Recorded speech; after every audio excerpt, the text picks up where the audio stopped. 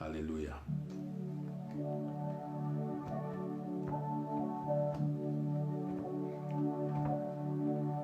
You unravel me with a melody. You surround me with a song of deliverance from my enemies till my fears are gone. I'm no longer a slave to fear. I'm no longer a slave to fear. I'm a child of God. I am a child of God. I'm no longer a slave to fear. I'm no longer a slave to fear. I am a child of God. From my mother's womb, you have chosen me. Love has called my name. I've been born again into my family. Your blood flows through my veins. I'm no longer a slave to fear. I'm no longer a slave to fear. I'm a child of God. I am a child of God. I'm no longer a slave to fear. I am a child of God.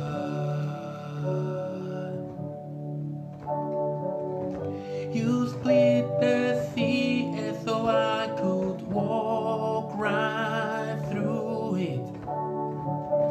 My feet were drowned in perfect love. Hallelujah. You rescued me so I could stand and sing. I am a child of God. I'm no longer a slave to fear. I am a child of God. I'm no longer a slave to fear. I am a child of God. Je ne suis plus esclave de la peur. Je suis enfant de Dieu. Chante avec moi, je ne suis plus. Je ne suis plus esclave de la peur. Je suis enfant de Dieu. Je suis enfant de Dieu. Est-ce que tu peux confesser avec moi que tu es enfant de Dieu? Dis, je suis enfant de Dieu. Je suis enfant de Dieu. Je suis enfant de Dieu. Je suis enfant de Dieu. Je suis enfant de Dieu. Est-ce que tu peux déclarer que tu es enfant de Dieu? Est-ce que tu peux déclarer que ton Père est le roi de gloire? Est-ce que tu peux déclarer que tu es béni en Jésus-Christ? Est-ce que tu peux déclarer que Jésus-Christ est mon rocher? Il est ma paix, il est ma force, il est mon salut. Jésus, ma richesse. Jésus mon bouclier, Jésus mon refuge, Jésus ma paix, Jésus ma force. Il n'y a pas de Dieu comme lui. Il n'y a pas de roi comme lui. Il règne d'éternité en éternité. Bien-aimés, quand nous prenons l'avion, nous sommes au-dessus des nuages. Et Dieu est au-dessus des nuages. Il est au-dessus de la pandémie, au-dessus du stress, au-dessus de l'inquiétude, au-dessus de l'incrédulité, au-dessus de la maladie, au-dessus de l'envoûtement, au-dessus de la malédiction, au-dessus de la disette, de la pauvreté, au-dessus de l'échec. Dieu est au-dessus, il règne d'éternité en éternité. Il est assis à la droite du Père intercédant pour nous, mais il est aussi dans ton cœur. Jésus, je confesse ta grâce, je confesse ta gloire, je confesse ta bonté, je confesse ton amour, je confesse ta paix, je confesse ta joie, je confesse ton salut. Éternel, là où la solitude avait pris place, tu donnes la communion. Là où la stérilité avait pris place, tu donnes la fécondité. Oh, je puis tout par celui qui me fortifie. Oh, Seigneur, fortifie-moi, fortifie mon frère, fortifie ma soeur. Et relève ma tête. Comme David a dit, tu induis ma tête et ma coupe déborde. Fortifie-moi, Seigneur. Je ne sais pas où je vais, mais ce que je sais, c'est que je vais avec toi. J'avance avec toi. Je gagne des victoires avec toi. Je remporte des combats avec toi. Fortifie-moi, Jésus. Sans toi, je ne puis rien. Alléluia. Merci, Seigneur. Je t'invite à adorer le Seigneur. Je vais faire un autre chant en anglais. Le troisième sera en français. Si tu peux chanter, chante. Sinon, adore le Seigneur. Bien-aimé, ce n'est plus le moment de faire des grandes prières devant le Seigneur. Pleure dans sa présence. Ou réjouis-toi dans sa présence, parce qu'il est Dieu. Il lit dans ton cœur. Il lit dans tes pensées. Abandonne-toi complètement à lui. Il est un secours dans la détresse. Le rocher des âges, Jésus-Christ, alléluia. Sois béni, Seigneur. Sois béni, Adonai. Bless the Lord, oh my soul, oh my soul, worship His holy name, sing like never before, oh my soul, I worship your name. Bless the Lord. Bless the Lord, oh my soul. Oh my soul. Worship His holy name. Sing like never before. Oh my soul, I worship your holy name. Soyez bénis là où vous êtes, nous sommes ensemble, bien-aimés, je vous en prie, prenons nos Bibles et nous allons partager cet enseignement ce soir intitulé Les 7 paroles que Christ a prononcées à la croix. Peut-être avez-vous déjà entendu cet enseignement. Jésus, lorsqu'il était à la croix, crucifié donc, a prononcé 7 paroles. 7 qui est un chiffre qui symbolise la perfection, disons l'accomplissement. Rappelez-vous, dans la présence de Dieu, dans l'éternité, il a 7 chandeliers autour du trône. Alléluia, que l'Éternel soit béni. Nous allons parcourir nos Bibles dans le Nouveau Testament. Il y a plusieurs versets à lire. Mais je voudrais juste nous rappeler ce que nous avions dit jeudi. Jeudi, nous avons parlé de la Pâque juive.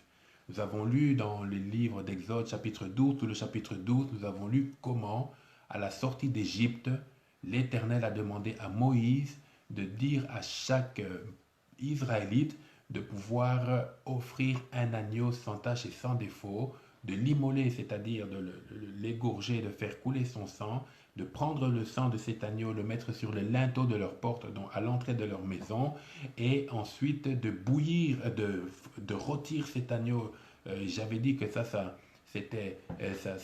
typifiait la justice de Dieu, de rôtir cet agneau, parce que le feu de Dieu, c'est un jugement, de rôtir cet agneau et de le manger rapidement, à la hâte. Ils ont pris le corps et ils ont pris le sang. Déjà, ça typifiait aussi la Sainte Seine.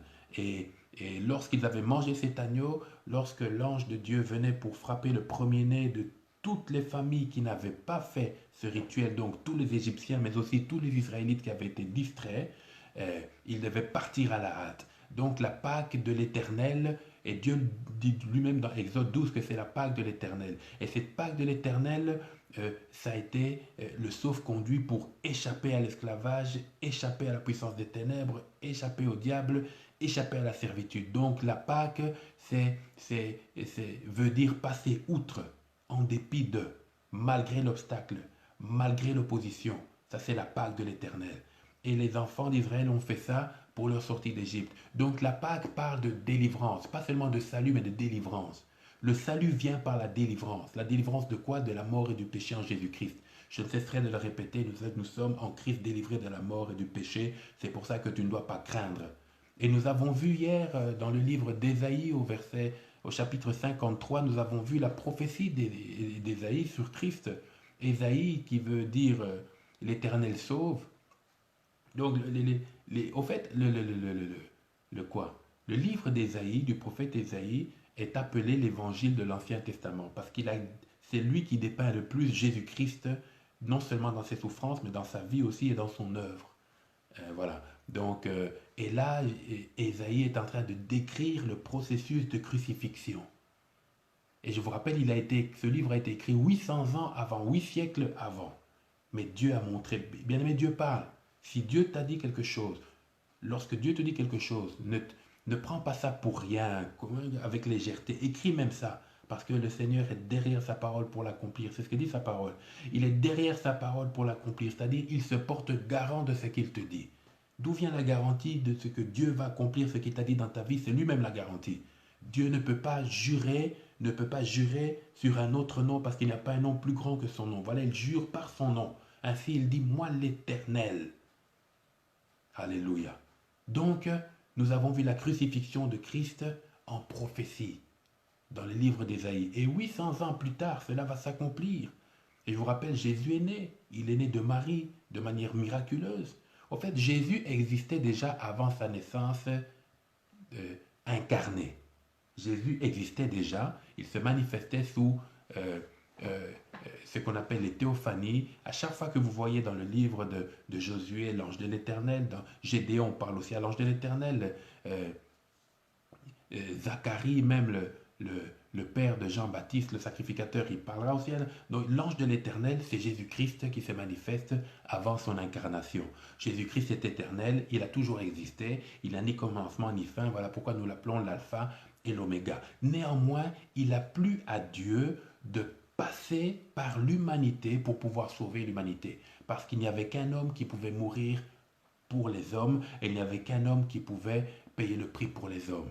Et Christ s'est fait homme, 100% homme et 100% Dieu. Il n'était pas 50% homme et 50% Dieu. Il était 100% homme et 100% Dieu. Alléluia, pleinement Dieu. Il s'est manifesté pleinement comme Dieu. Et Nicodème dira, tu viens de Dieu. Nul ne peut faire ce que tu fais s'il ne vient de Dieu. Mais aussi 100% homme. Parce qu'il a connu la soif, il a connu la faim, il a pleuré devant la tombe de Lazare, il a été rejeté, il avait même connu l'irritation, la colère, mais une colère divine. Imaginez-vous, vous êtes en colère mais vous ne péchez pas. Quelle grâce! Mais toi et moi ne soyons pas des enfants de colère. Jésus était 100% homme. Ainsi, il est né du Saint-Esprit. Pourquoi? Parce que l'ombre du Tout-Puissant, d'après ce que Gabriel a dit, est venue sur Marie, et Marie qui était vierge a enfanté un enfant. Et cet enfant était vraiment homme, fait de chair et de sang. Mais il n'avait pas hérité du sang d'Adam. Pourquoi? Parce que entre la mère et l'enfant, il n'y a pas communication de sang. Toutes les communications de nutriments et d'aliments se font par le placenta. Donc Jésus n'a jamais été en contact avec le sang d'Adam que toi et moi nous avons. C'est ce sang-là qui est corrompu. À cause de quoi? À cause du péché originel. Nous avons hérité du péché par héritage en Adam. Ainsi, tout enfant qui naît de manière naturelle est un enfant de colère pour Dieu. Il est en inimité avec Dieu. Il faut qu'il fasse la paix avec Dieu. Pas parce qu'il a fait du mal, mais parce que sa nature est une nature pécheresse. Et c'est ça que Jésus est venu fixer d'abord. Ensuite, il y a aussi les péchés que nous faisons régulièrement, voilà, par omission ou volontairement, par méchanceté. Ça aussi, nous devons corriger. Mais ça dépend de nous. Mais la nature dont nous avons hérité ne dépend pas de nous, parce que nous sommes descendants d'Adam, nous avons hérité de la corruption d'Adam. Ainsi, le premier Adam a été pris avec lui et Ève et ont été mis en dehors du jardin d'Éden, mais Jésus, le deuxième Adam, est venu réparer la faute du premier Adam, le second Adam. En français, quand on dit second, ça veut dire qu'il n'y a pas de troisième. Jésus, le second Adam, est venu réparer la faute du premier Adam. Voilà pourquoi on l'appelle le second Adam. Alléluia. Ainsi, Jésus est né, et quand il est né, il a grandi comme tout enfant, et on le voit à 8 ans, à 8 jours aller se faire circoncire, ensuite on le voit à 12 ans dans le temple, et puis à un moment donné on ne parle plus de lui, mais Ésaïe a parlé de lui en disant que il était semblable aux hommes, et il n'attirait pas les regards, donc c'est-à-dire il a vécu une vie normale, sans artifice, sans tralala, sans show, sans faire de show. Ainsi, nous, les enfants de Dieu, nous devons marcher avec Dieu sans aller dans le superficiel. Alléluia. Et il a grandi, et à l'âge de 30 ans, il s'est révélé. Jésus s'est révélé à Israël à 30 ans. Pourquoi s'est-il révélé à l'âge de 30 ans? Parce que 30 ans était l'âge légal pour les sacrificateurs en Israël. Ça, nous pouvons lire ça dans le livre de Lévitique et de Nombre. 30 ans était l'âge légal pour les sacrificateurs, pour les prêtres pour commencer la sacrificature. On pouvait devenir lévite à partir de 20 ans, 25 ans. On pouvait devenir soldat à partir de 20 ans. On pouvait devenir lévite à partir de 25 ans et sacrificateur à partir de 30 ans. Ainsi, Jésus, pour ne pas désobéir à la loi, parce que Jésus n'a jamais désobéi à la loi, il a plutôt accompli tous les commandements sans les transgresser, ainsi il a vaincu la loi à laquelle était attachée la condamnation. Et Jésus est venu à 30 ans et il s'est présenté devant Jean-Baptiste et Jean-Baptiste l'a baptisé. Jésus n'avait pas besoin d'être baptisé parce que le baptême de Jean-Baptiste était un baptême de repentance. Les hommes venaient pour reconnaître devant Dieu qu'ils étaient mauvais, qu'ils avaient un cœur mauvais et qu'ils devaient être sauvés. Voilà pourquoi le baptême de Jean-Baptiste ne suffisait pas pour sauver. Il fallait que Jésus vienne. Le baptême de Jean-Baptiste était un baptême annonciateur du salut. Voilà pourquoi Jean-Baptiste se présente comme la voie dans le désert qui prépare le chemin du Seigneur. C'était ça son message, préparer le chemin du Seigneur, préparer le cœur d'Israël à accueillir Jésus-Christ, ce qu'il a fait avec brio. Et Jésus donc à 30 ans a été baptisé. Jésus a tout simplement été baptisé pour honorer les Écritures et pour être intronisé par un rabbin, parce que chaque rabbin doit être intronisé par un rabbin. Rappelez-vous, c'est Moïse qui a intronisé Aaron, c'est Aaron qui a intronisé ses fils, c'est Moïse Voilà, il faut toujours être intronisé. Et Jésus donc, durant de 30 ans à 33 ans, a fait le ministère. Et à 33 ans, il a été condamné, nous connaissons ce qui s'est passé, il a été accusé par les Juifs, ensuite il a été pris, lui-même s'est livré au fait, parce que dans le jardin de Gethsémané, lorsque Judas, le traître, bien-aimé, ne soyez jamais traître. Si tu as un problème avec quelqu'un, prie, va le voir, parle, mais ne trahis pas. La traîtrise est de Satan. Ne sois pas traître.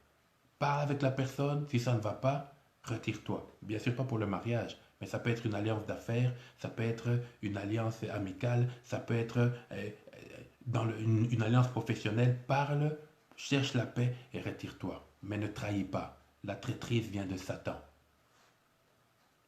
Et Judas est venu avec les soldats et ils ont arrêté Christ. Et Christ s'est livré parce que lorsque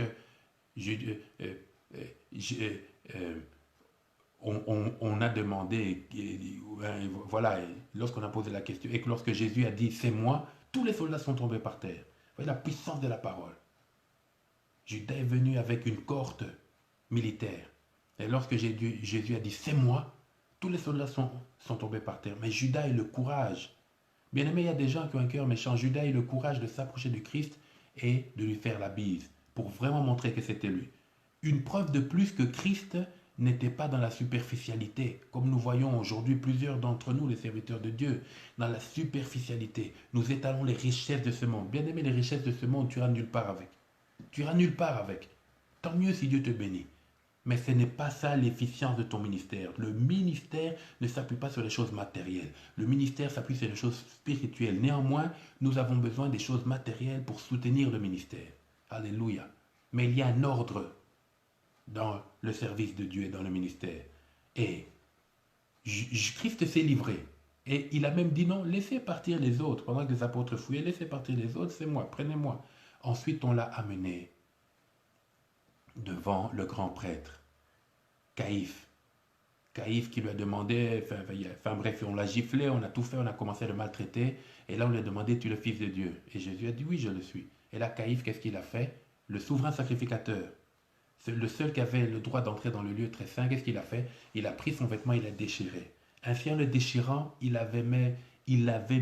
Caïphe a mis fin à la sacrificature de l'Ancien Testament. Il fallait maintenant un nouveau sacrificateur, le sacrificateur qui nous ferait entrer dans le tabernacle éternel. C'était la fin de l'efficience, de l'importance du tabernacle de Moïse. C'était la fin, quand Caïphe a déchiré. Parce que quand le sacrificateur déchirait son vêtement, ça veut dire qu'il mettait fin à son sacerdoce. Or, on changeait le sacrificateur lorsqu'il mourait. On était excusez-moi. On était souverain sacrificateur jusqu'à la mort.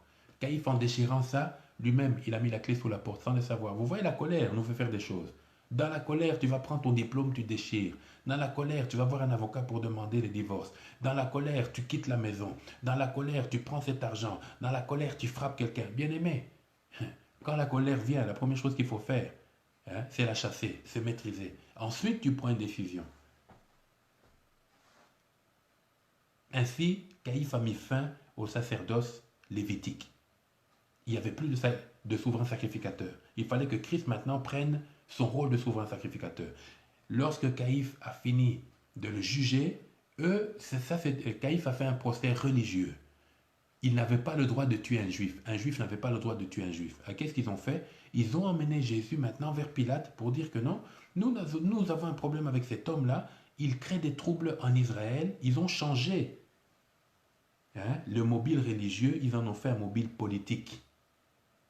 Ils sont partis vers Pilate pour dire, voilà, cet homme crée des troubles. Pilate a dit, mais écoutez, ça ce sont vos affaires de juifs. Réglez ça, ce sont des affaires religieuses. Moi, je suis un gouverneur romain. Je traite des affaires civiles.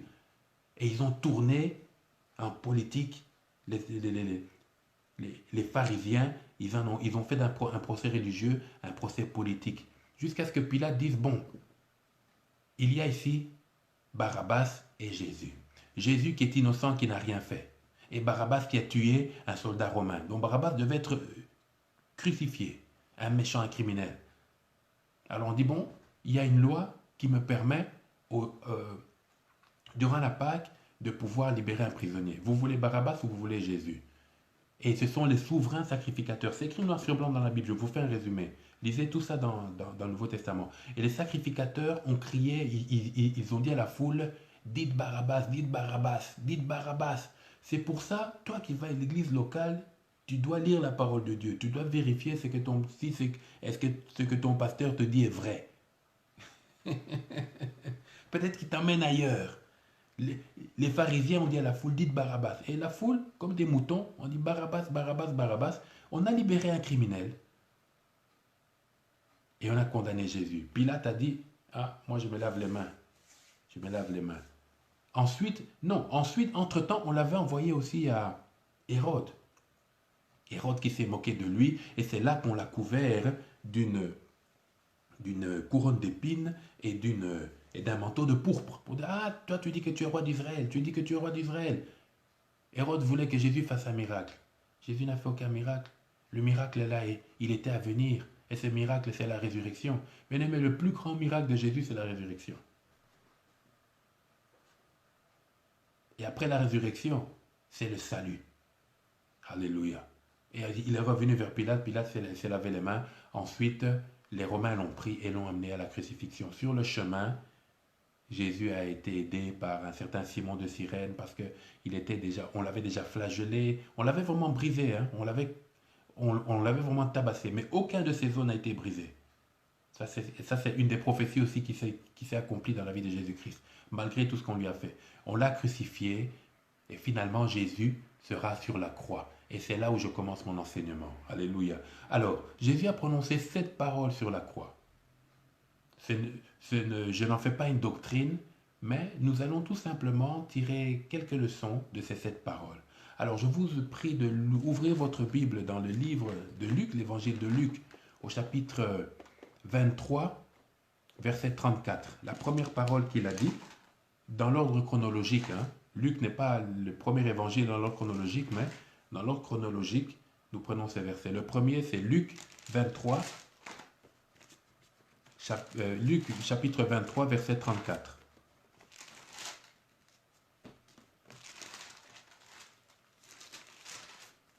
Ah, je n'ai pas allumé ici, excusez-moi. Voilà, je vois mieux. Luc 23. Allez, je les branche là. Luc 23, verset... Où suis-je? Luc 23. Voilà. Verset 34. Je lis. Jésus dit, donc là Jésus est à la croix. Hein. Jésus dit, Père, pardonne-leur, car ils ne savent pas ce qu'ils font. Pardonne-leur, car ils ne savent pas ce qu'ils font. Ça, c'est la première parole que Jésus a dite à la croix. Vous savez, quand quelqu'un est sur le point de mourir, il ne raconte pas n'importe quoi. La première parole que Jésus... Là, il était encore assez conscient. Quand Jésus est à la croix, il a dit, Père, pardonne-leur, car ils ne savent pas ce qu'ils font. Là, il ne s'adressait pas seulement aux soldats romains. Jésus s'adressait à l'humanité. C'est là que Jésus nous a donné son pardon. Donc, c'est là que Jésus a fait un transfert de culpabilité. Jésus a fait un transfert de culpabilité. Rappelez-vous, Pilate, gouverneur romain, a dit, il n'y a en lui aucune fraude. Donc, il n'y a pour lui aucun motif de condamnation.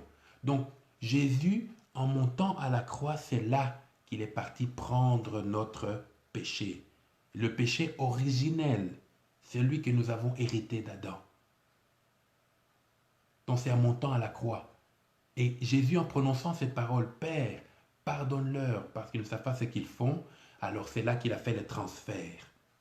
Il a pris le péché de l'humanité, il a porté ça comme un manteau, parce que Jésus, lui, n'a jamais péché dans sa valeur intrinsèque, il n'a jamais péché, il n'a jamais pu être confondu de péché, mais il a porté nos péchés. C'est là qu'il a porté nos péchés, afin que nous soyons libérés de cette condamnation. Ainsi, nous avions lu dans le livre d'Ésaïe que le châtiment qui nous donne la paix est tombé sur lui.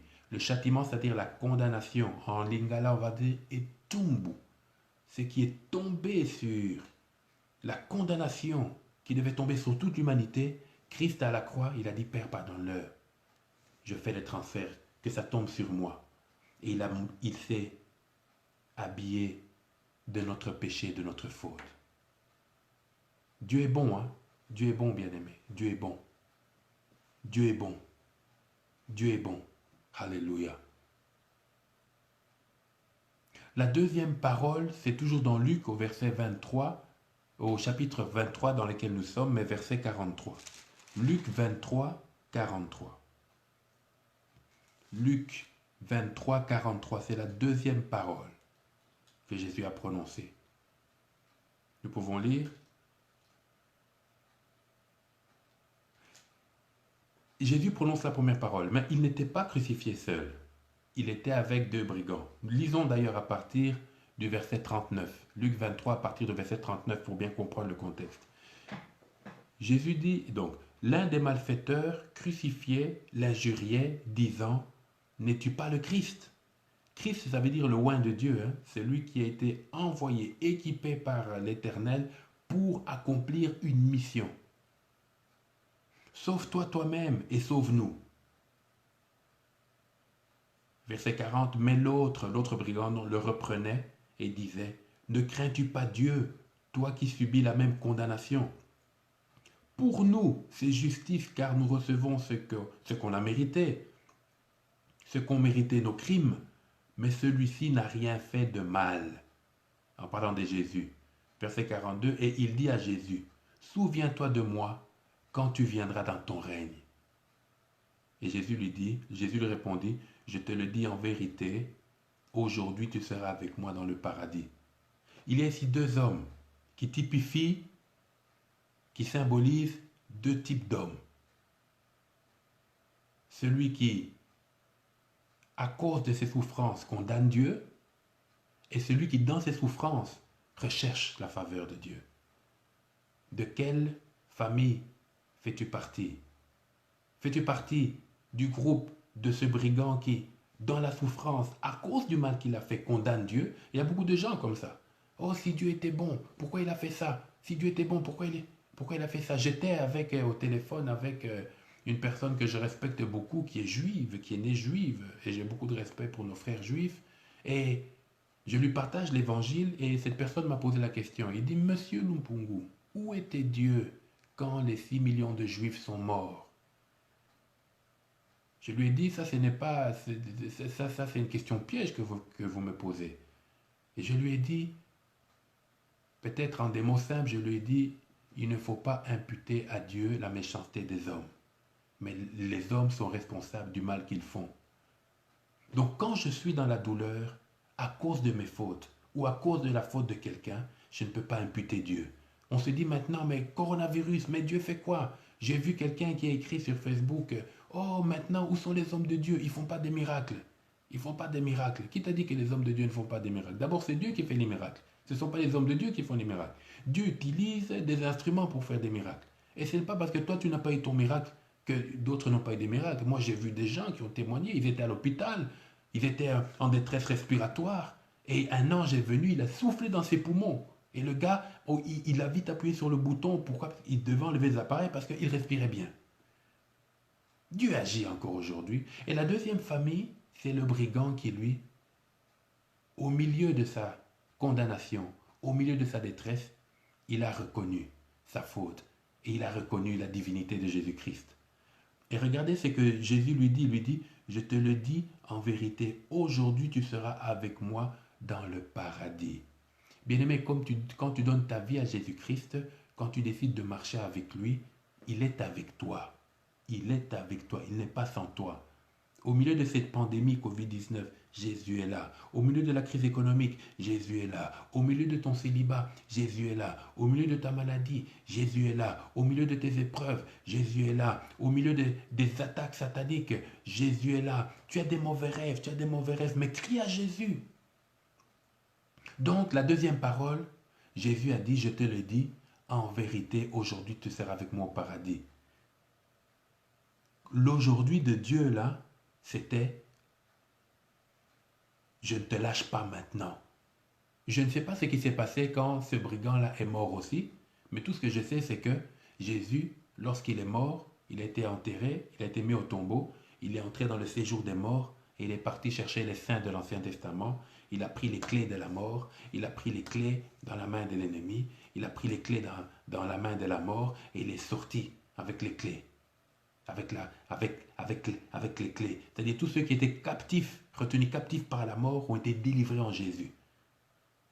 Et je pense que ce brigand aussi, alors il était dans le cortège de tous ceux qui ont été délivrés de la mort. Alléluia. Ça, c'est la deuxième parole de Jésus-Christ. Je rappelle, la Pâque, c'est la délivrance.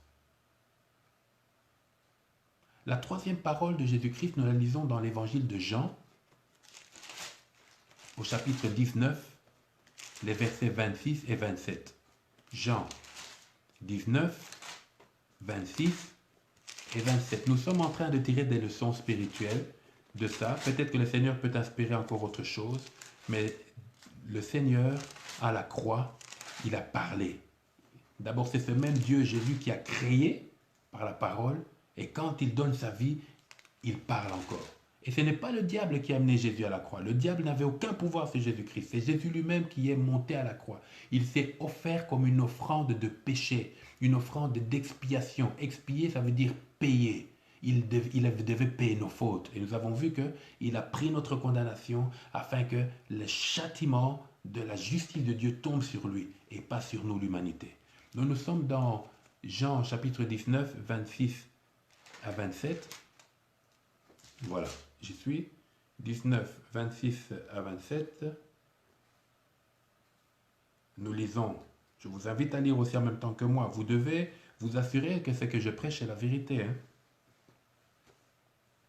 C'est le devoir de tout chrétien. Alors, Jean 19, 26 à 27. Jésus voyant sa mère et Marie, sa mère biologique. Jésus voyant sa mère et auprès d'elle le disciple qu'il aimait. Le disciple qu'il aimait, c'est l'apôtre Jean, lui-même qui écrit. Jean, par humilité, n'a jamais prononcé son nom alors qu'il écrivait. Pourquoi? Parce que, bon, je suppose que c'est, il ne trouvait pas sa propre. On parle du Seigneur, on ne parle pas de soi. Ainsi, toi qui appelles à la prédication, parle du Seigneur, ne parle pas de tes vestes, ne parle pas de tes voyages ou de tes voitures, mais parle de Jésus-Christ. Alléluia. Donc Jésus, voyant sa mère et auprès d'elle le disciple qu'il aimait, dit à sa mère, femme, voilà ton fils. Puis il dit au disciple, donc à Jean, voilà ta mère. Et dès ce moment, le disciple l'a pris chez lui. Vous voyez la responsabilité. Ici, on voit l'amour et la responsabilité. La mort de Christ n'est pas une cassure. Jésus ne s'est pas présenté à la croix comme une cassure, mais comme une introduction à l'éternité. On voit ici que Jésus, il est à la croix et il est en train de regarder Marie. Marie, cette femme que Dieu a utilisée. Marie, cette femme à qui Gabriel avait parlé, qui avait trouvé grâce dans la présence du Seigneur. Et Jésus dit à Jean, tu vas t'occuper de cette femme. Bien aimé, notre Dieu, c'est un Dieu responsable. C'est vrai, on dit Dieu est esprit et il faut que ceux qui l'adorent en esprit en vérité. Mais c'est lui qui nous a fait de chair et de sang. C'est lui qui a fait les arbres, c'est lui qui a fait les rochers, c'est lui qui a fait les animaux. C'est lui qui nous a donné un estomac dont il sait qu'on doit manger. C'est lui qui nous a donné un corps, il sait que nous devons nous vêtir. C'est lui qui nous a donné la santé, il sait que nous devons être en bonne santé.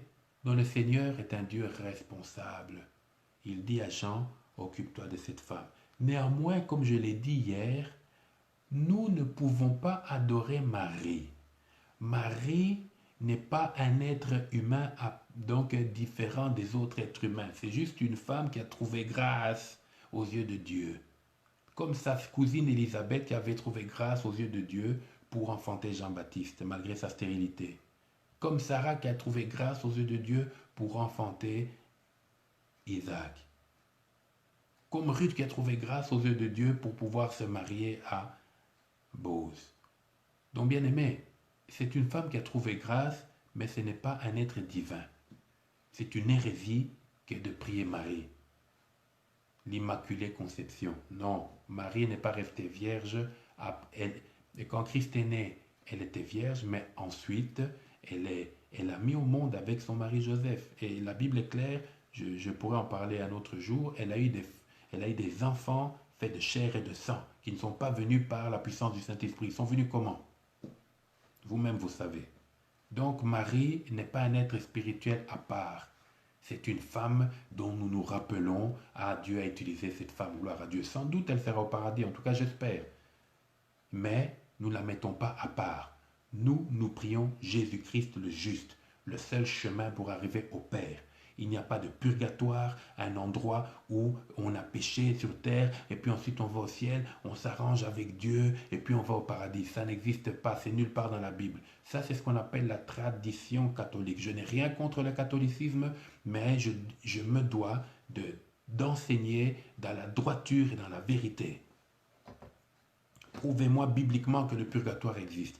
Prouvez-moi bibliquement que Marie est Immaculée Conception. Prouvez-moi bibliquement que Marie est au ciel avec un petit bébé qui est Jésus. Est-ce que c'est un bébé qui a été crucifié? Non, c'est un homme. Un homme mûr. Alléluia. Quand Jésus est ressuscité, on n'a pas vu un bébé comme bébé Rico, pour ceux qui connaissent bébé Rico en train de sortir. Non, c'était un homme mûr, puissant, glorieux, éternel. Alléluia.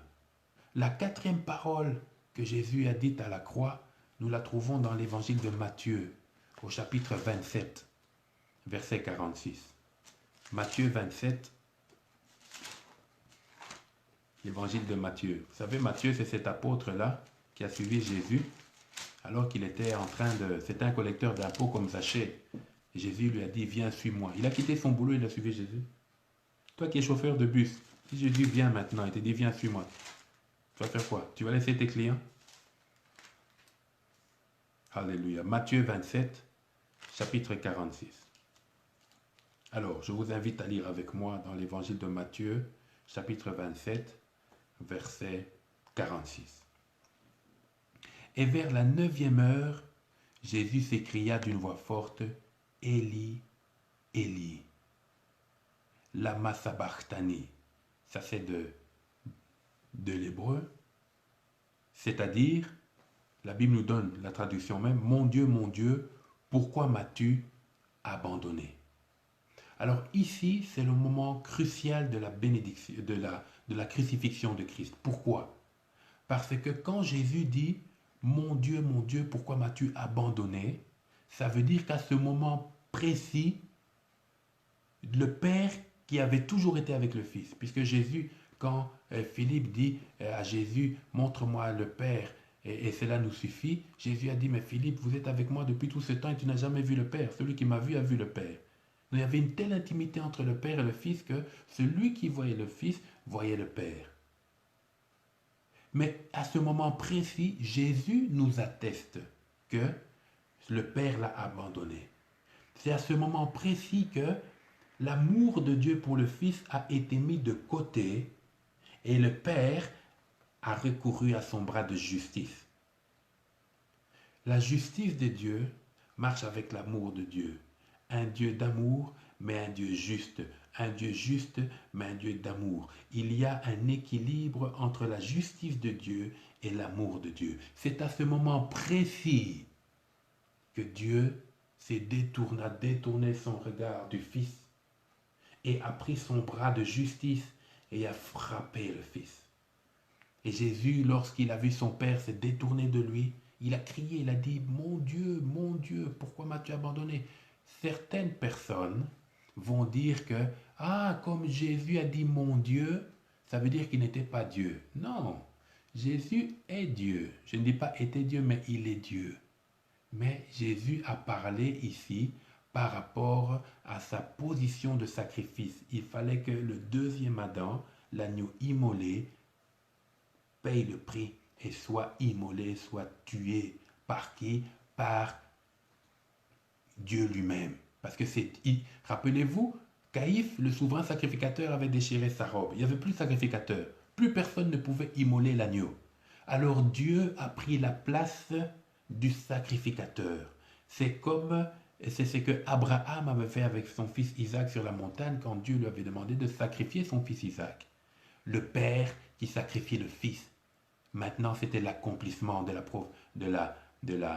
ce que Abraham avait fait, parce que Dieu avait retenu la main d'Abraham, mais il n'y avait personne pour retenir le bras de Dieu. Bien-aimé, il n'y a personne pour retenir le bras de Dieu, ni toi ni moi.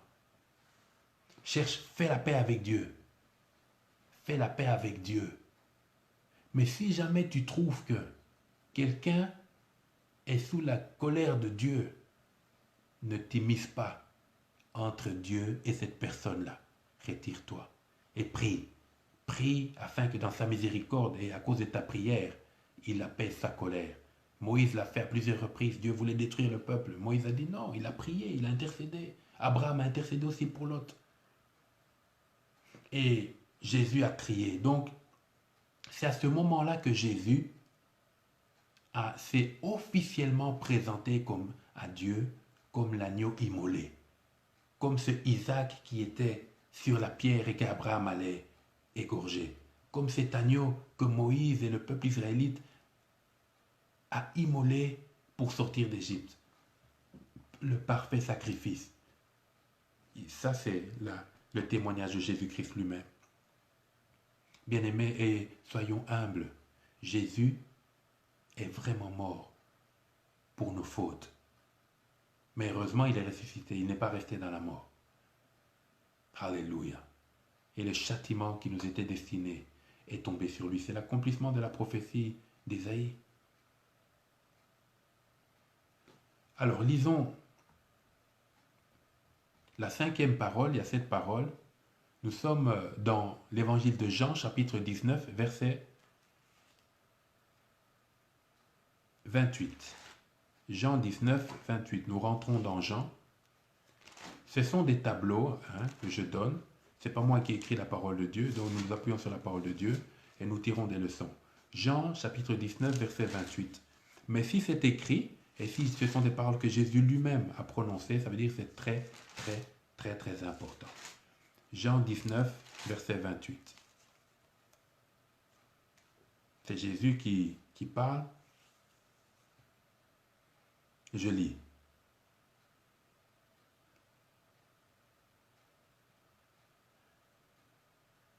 Après cela, Jésus, qui savait que tout était déjà consommé, donc juste après que Jésus ait dit, voilà ta mère, à Jean, après cela, Jésus, qui savait que tout était déjà consommé, dit, afin que l'écriture soit accomplie, j'ai soif.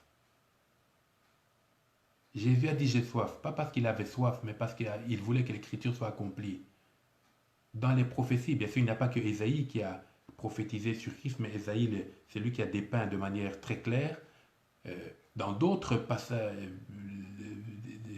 passages bibliques, il nous est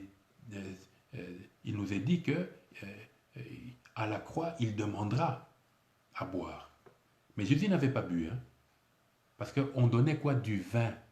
On donnait du vin pour soulager les douleurs. C'est un peu comme pour la dernière volonté. Et regardez ce qui est écrit après au verset 29. Il y avait là un vase plein de vinaigre. Les soldats en remplirent une éponge et l'ayant fixée à une branche d'hysope, ils l'approchèrent de sa bouche. Verset 30. Quand Jésus eut pris le vinaigre, il dit, tout est accompli, et baissant la tête, il rendit l'esprit. Alléluia. Bien-aimé, Jésus dit j'ai soif, tout simplement pour que l'écriture soit accomplie. Et les soldats romains, dans leur méchanceté, qu'est-ce qu'ils font? Ils prennent du vinaigre. Ils prennent du vinaigre et ils lui donnent du vinaigre. Ah là, quelle méchanceté. Ils lui donnent du vinaigre. Bien-aimés, ici, nous voyons la soumission totale de Christ. Il s'est totalement abandonné comme sacrifice. Volontaire. Christ, c'est un sacrifice volontaire. Il s'est totalement abandonné. Son souci, c'est que les Écritures s'accomplissent totalement. C'est que la loi soit complètement accomplie, afin que lorsqu'il sortirait libre et vainqueur du tombeau, il puisse nous entraîner, nous, dans son cortège de victoire.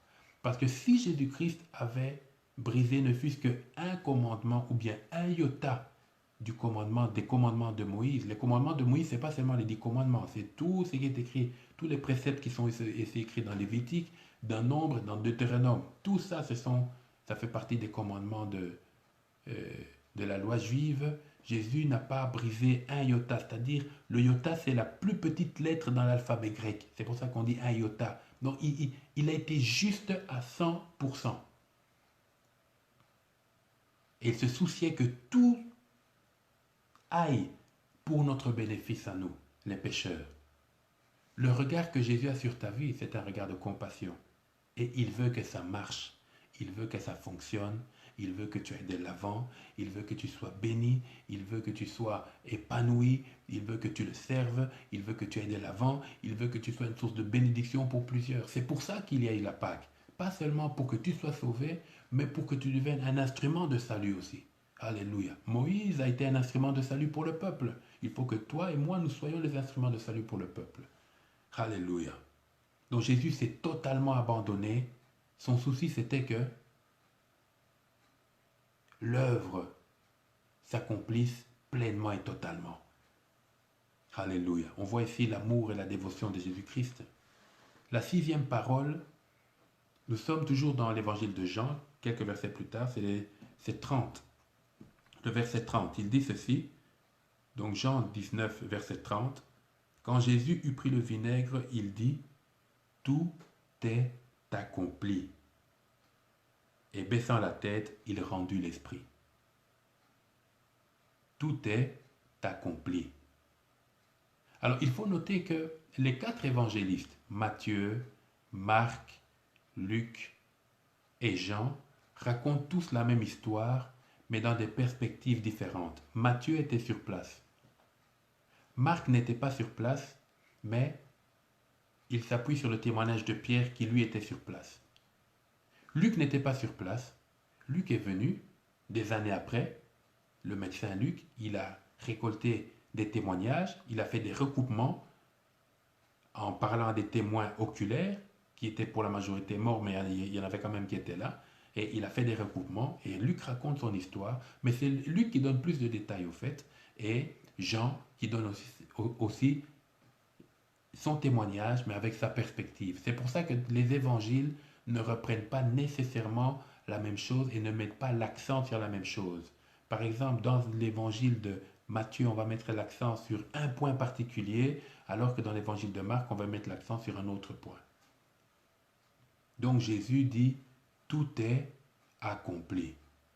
Quand il dit tout est accompli, ça veut dire que il sait que il a payé le prix. Entre-temps, bien sûr, des soldats romains vont venir, vont lui mettre un coup de lance dans la côte, et de là vont sortir du sang et de l'eau. Et certains commentateurs bibliques vont dire que c'est l'image de la naissance de l'Église. Pas encore la naissance de l'Église, mais c'est l'image de la naissance de l'Église. Rappelez-vous, Adam, de la côte d'Adam est sortie Ève. Alors, ici je donne un point de vue général, mais ce n'est pas une nouvelle doctrine. On peut contester ce que je dis. C'est juste une illustration. De la côte d'Adam est sortie Ève, et de la côte de Christ est sortie l'Église. Parce que quand l'eau et le sang sont sortis de la côte de Christ, l'eau, le sang qui typifie le sang du rachat, bien sûr, le rachat, la rédemption, nous sommes rachetés, et l'eau qui typifie le Saint-Esprit, des fleuves d'eau vive, des fleuves d'eau vive. Alors nous savons que l'Église est née de l'Esprit et de la parole. Alléluia.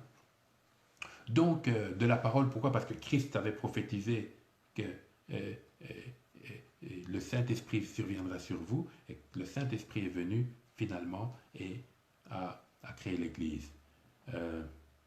Jésus a dit tout est accompli. Le tout est accompli, là, c'était une formule juridique qui était employée par l'armée romaine, par les tribunaux romains, pour attester que la peine d'un condamné X ou Y avait été totalement purgée, était fini. Quelqu'un qui devait faire 10 ans de prison, après sa 10e année, au dernier jour, on venait et on mettait sur l'écriteau de la porte de sa cellule, en latin, tout est accompli. Ça veut dire que c'est fait, il a payé sa dette à la société, il ne doit plus rien. Quand vous le voyez dehors, considérez-le comme un citoyen normal. Et Jésus a repris cette formule pour que les gens qui l'écoutaient, rappelez-vous, il y avait des soldats romains, il y avait les prêtres juifs, il y avait le peuple juif. Quand Jésus a dit tout est accompli, ils ont compris qu'il parle ici d'une condamnation qui a été payée, et les bénéficiaires et les gens qui ont payé cette condamnation-là ne doivent plus rien à la société. Mais ici, le tout est accompli de Jésus-Christ voulait dire tout simplement que j'ai porté le fardeau de l'humanité, j'ai donné ma vie comme l'agneau immolé, la colère de Dieu, la justice de Dieu est tombée sur moi, j'ai expié les fautes, le péché, la condamnation qui devait tomber sur Adam, le premier Adam est tombé sur moi, j'ai expié les fautes, c'est payé, c'est accompli. Et l'apôtre Paul dira donc, il n'y a plus de condamnation pour ceux qui sont en Jésus-Christ. Pourquoi? Parce que la condamnation qui devait tomber sur l'humanité est tombée au fait sur Christ lui-même. Amen. Donc, bien-aimé, Jésus ici a attesté légalement et publiquement que la condamnation qui devait tomber sur l'humanité est tombée sur lui et qu'il avait expié les fautes. Il était mort comme l'agneau immolé, sans tache et sans défaut. Ainsi, comme du temps de Moïse, l'ange de la mort, la puissance de la mort, l'entité qu'on appelle mort, n'a plus accès à la vie de quelqu'un qui se cache en Christ. Pourquoi? Parce que quand tu es en Christ, Dieu considère que l'accomplissement de l'œuvre de la croix t'est en bénéfice. Quand tu es en Christ, tout ce que Christ a acquis à la croix pour l'humanité t'est donné. Alléluia. Oh bien-aimé, c'est formidable. Donc Jésus ici atteste que tu n'as plus de dette. La dette envers qui? C'était la dette envers Dieu. Tu n'as plus de dette envers Dieu quand tu donnes ta vie à Jésus-Christ. Alléluia. Voilà pourquoi tu es libre. Tu es libre, tu es libre. Donc Jésus est vraiment mort comme l'agneau immolé, l'agneau pascal. C'est ce que nous fêtons. Et la dernière parole que Jésus a prononcée à la croix, nous la lisons dans l'évangile de Luc, au chapitre 23, verset 46. Luc 23, 46. Luc, chapitre 23, c'est le dernier verset que nous partageons. Certains nous ont rejoints en cours de route. Et je vais vous inviter à vraiment revoir tout le séminaire sur notre Facebook live ou bien sur notre compte YouTube, PDV Montréal. Tout est là, en différé un jour après un jour, 2 jours, mais tout est là. Alors, la 7e et dernière parole que Jésus-Christ a prononcée à la croix, nous lisons donc Luc 23, chapitre 46. Chapitre 23, verset 46. Il est écrit ceci. Jésus s'écria d'une voix forte, « Père, je remets mon esprit entre tes mains. » Et en disant ces paroles, il expira. Il expira, ça veut dire, il rendit le souffle. Certaines doctrines disent que Jésus n'est pas vraiment mort à la croix. Mais ce n'est pas ce que la Bible nous dit. La Bible nous dit qu'il est vraiment mort. Certaines doctrines sectaires disent que non, Jésus n'est pas mort à la croix. Au fait, c'est Thomas qui l'a remplacé. Parce qu'ils partent du principe que Jésus était le jumeau de Thomas. Voilà pourquoi Thomas ne croyait pas que Jésus était ressuscité. Voilà comment on s'embrouille. Jésus est vraiment mort. La preuve, c'est que il a expiré, il a rendu son dernier souffle. Et même quand Joseph d'Arimathée est venu chercher le corps de Jésus, Pilate était étonné qu'il soit déjà mort. Vraisemblablement, Jésus est mort avant les 2 brigands. Il est mort avant les 2 brigands. Pourquoi Jésus devait mourir, ne pouvait pas traîner à la croix? Parce que les soldats romains, qu'est-ce qu'ils faisaient? Ils vous crucifiaient et puis ils vous laissaient mourir sur les croix. Alors, là où il y avait des croix, il y avait des gémissements et les gens passaient et ils constataient jusqu'à ce que les gens meurent. Mais Jésus, comme l'agneau pascal, devait mourir avant le sabbat. Parce que Jésus est mort un vendredi. Jésus devait mourir avant le sabbat. Le sabbat, c'est le samedi. Et Jésus est né le dimanche, est ressuscité le dimanche matin. C'est pour ça que les chrétiens du monde entier ont d'un commun accord, déjà depuis l'Église primitive, ils ont décidé de donner plus d'importance au jour de la résurrection, qui est le dimanche, qu'au jour du sabbat. Donc Jésus est mort un vendredi, il est mort avant le début du sabbat. Le sabbat commençait à 18 h le soir, au coucher du soleil à peu près. Donc Jésus est mort avant. Et ainsi, Joseph d'Arimathée et Nicodème ont pris le corps de Jésus et l'ont amené dans le tombeau de Joseph d'Arimathée. Et la nuit de vendredi est passée, de vendredi à samedi. Parce qu'on dit qu'il est ressuscité 3 jours après les morts. Dans la coutume juive, une demi-journée est comptée comme un jour. Donc vendredi, samedi, dimanche. Mais s'il faut regarder en nombre d'heures, ça fait 2 jours. Jésus est mort vendredi avant 18 h. Il a été crucifié à 15 h. Et il est mort avant 18 h. À 15 h, parce que quand on dit la 9e heure de la journée, c'est en réalité, dans nos heures à nous, modernes, c'est 15 h de l'après-midi. N'est-ce pas? Et c'est le jeudi soir qu'on l'a ramassé et puis qu'on l'a... Enfin bref. À 15 h de l'après-midi, Jésus a été crucifié à 18 h. Avant 18 h, il est mort. On l'a mis au tombeau juste avant que le sabbat commence. Les femmes qui voulaient aller embaumer son corps, qui voulaient... pas embaumer son corps, oui, qui voulaient prendre soin de son corps, n'ont pas pu sortir le samedi parce que c'était le sabbat. Or, dans la loi juive, personne ne peut travailler le samedi. Personne ne peut se déplacer le samedi. Moi-même, le Seigneur m'a donné l'occasion d'aller en Israël. Et les jours du sabbat, en fait, c'est leur dimanche. Les gens travaillent dimanche comme si c'était un lundi. Et le sabbat, même, ils ne peuvent même pas préparer. Et en Israël, aujourd'hui, qu'est-ce qu'ils font? Ils préparent le vendredi soir. Ils ont des choses spéciales et tout est prêt. Mais le samedi, la seule chose qu'ils ont le droit de faire, c'est d'aller à la synagogue, d'aller prier. Et le samedi, les femmes sont restées, et le dimanche matin, après le sabbat, elles sont parties vite pour aller embaumer le corps, pour prendre soin du corps, et là elles ont trouvé la pierre roulée. Alléluia.